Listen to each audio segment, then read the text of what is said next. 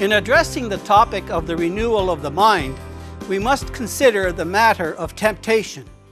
The Apostle Paul states in 1 Corinthians chapter 10, verse 13, "No temptation has overtaken you, but such as is common to man.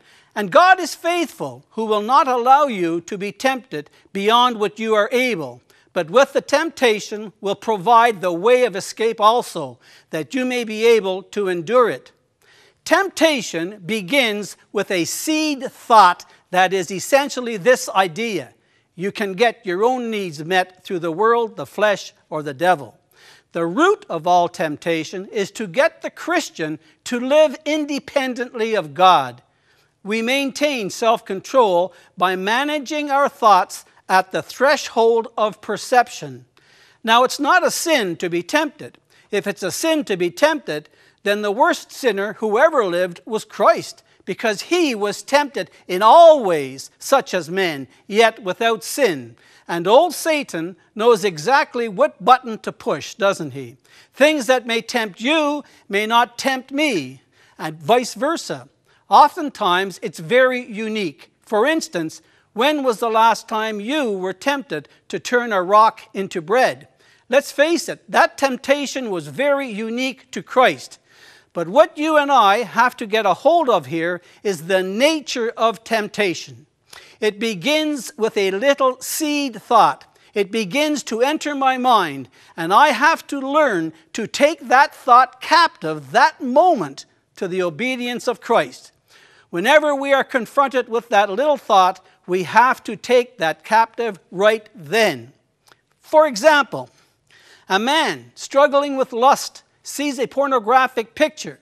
He has the opportunity to respond by thinking, "My relationship with sin has ended. I don't have to give in to this. I choose right now to take this thought captive to the obedience of Christ.